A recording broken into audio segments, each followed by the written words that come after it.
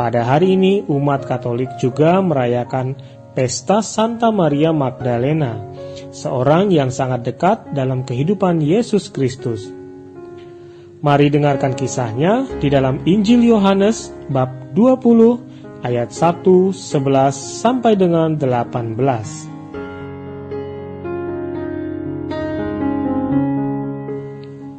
Pada hari Minggu Paskah, pagi-pagi benar ketika hari masih gelap, pergilah Maria Magdalena ke kubur Yesus, dan ia melihat bahwa batu telah diambil dari kubur. Maria berdiri dekat kubur itu dan menangis. Sambil menangis ia menjenguk ke dalam kubur itu, dan tampaklah olehnya dua orang malaikat berpakaian putih, yang seorang duduk di sebelah kepala, dan yang lain di sebelah kaki di tempat mayat Yesus terbaring. Kata malaikat-malaikat itu kepadanya, "Ibu, mengapa engkau menangis?" Jawab Maria kepada mereka, "Tuhanku telah diambil orang, dan aku tidak tahu di mana ia diletakkan." Sesudah berkata demikian, Maria menoleh ke belakang dan melihat Yesus berdiri di situ, tetapi ia tidak tahu bahwa itu adalah Yesus. Kata Yesus kepadanya, "Ibu, mengapa engkau menangis? Siapakah yang engkau cari?" Maria menyangka orang itu ialah penunggu taman. Maka ia berkata kepadanya, "Tuan, jikalau Tuan yang mengambil dia, katakanlah kepadaku di mana Tuan meletakkan dia, supaya aku dapat mengambilnya." Kata Yesus kepadanya, "Maria." Maria berpaling dan berkata kepadanya dalam bahasa Ibrani, "Rabuni," artinya guru. Kata Yesus kepadanya, "Janganlah engkau memegang aku, sebab aku belum pergi kepada Bapa. Tetapi pergilah kepada saudara-saudaraku dan katakanlah kepada mereka, bahwa sekarang aku akan pergi kepada Bapakku dan Bapamu, kepada Allahku dan Allahmu." Maria Magdalena pergi dan berkata kepada murid-murid, "Aku telah melihat Tuhan," dan juga bahwa Tuhanlah yang mengatakan hal-hal itu kepadanya. Demikianlah sabda Tuhan, terpujilah Kristus.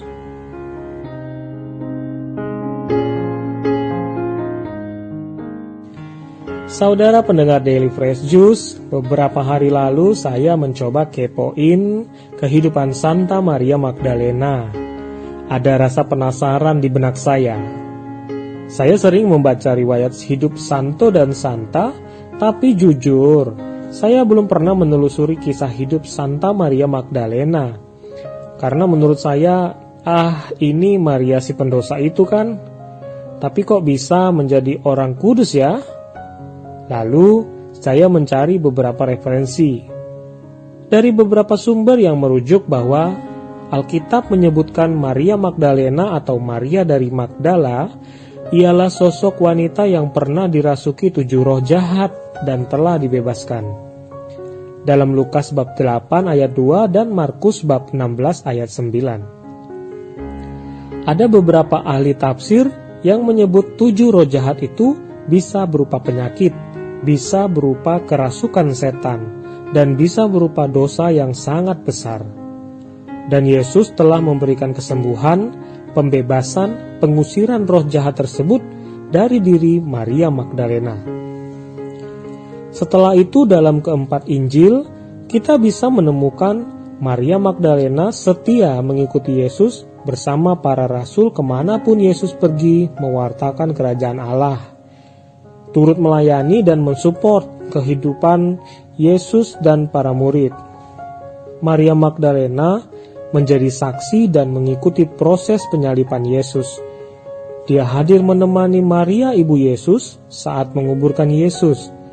Dan seperti dalam Injil yang baru saja kita baca, Maria Magdalena pagi-pagi benar pergi ke kubur Yesus hingga ia menjadi saksi pertama kebangkitan Yesus. Saudara pendengar Fresh Juice, saya merenungkan betapa spesialnya sosok Yesus dalam diri Santa Maria Magdalena. Yesus mengubah hidupnya 100%. Setelah memperoleh kesembuhan atau diberikan ampunan atas dosanya, Maria menjadi pengikut yang benar-benar 100% berubah. Ia berbuat kasih dan melayani Yesus bersama para murid. Ia ikut kemanapun hingga titik akhir pelayanan Kristus, yakni wafat salib. Tapi Maria Magdalena tidak berhenti menunjukkan kasihnya. Maria Magdalena seakan rindu untuk kembali menemani Yesus yang sedang dikubur. Masih pagi-pagi benar, ketika hari masih gelap, ia ingin melayat Yesus lagi. Ternyata kubur kosong. Ia menangis karena kehilangan sosok Yesus. Bahkan ketika Yesus menampakkan diri kepadanya, Maria Magdalena saking senang dan rindunya mungkin ingin memeluk Yesus, walau Yesus melarangnya untuk memegang Yesus. Seperti kalau kita begitu ngefans sama idola kita atau bertemu orang yang kita selalu rindukan, kita sampai gemas ya, mau memeluk, wah heboh deh karena sukacita yang besar. Lalu bagaimana dengan kita? Kita mengaku sebagai orang Katolik, sebagai Kristen, sebagai pengikut Kristus. Kita mungkin pernah mengalami keterpurukan, dosa yang teramat besar, pernah mengalami sakit yang parah, dan pada satu ketika kita dibebaskan dari penyakit itu, diberikan pemulihan dari dosa atau keterpurukan itu oleh kuasa Tuhan. Setiap minggu kita selalu mendapat kesempatan mengakui dosa kita dan menerima penebusan dalam komuni kudus. Lalu, apakah hidup kita setelahnya ikut berubah 100% seperti Maria Magdalena? Jika saat ini Yesus berkata kepada kita, "Dosamu telah diampuni, pergilah dan jangan berbuat dosa lagi." Apakah kita akan benar-benar berjanji untuk tidak melakukan dosa lagi? Saudara pendengar Fresh Juice, inilah perziarahan kita di dunia yang sesungguhnya. Mengubah diri kita 100% untuk melayani Yesus sampai kapanpun, seperti semangat dan teladan Santa Maria Magdalena. Marilah kita berdoa. Ya Santa Maria Magdalena, jadilah teladan bagi kami agar memiliki iman pertobatan yang sejati dan semangat pelayanan seperti yang Engkau berikan untuk Kristus Yesus.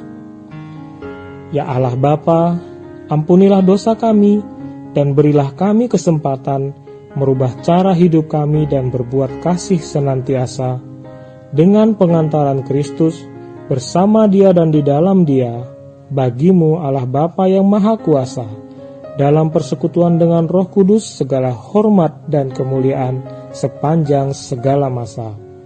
Amin.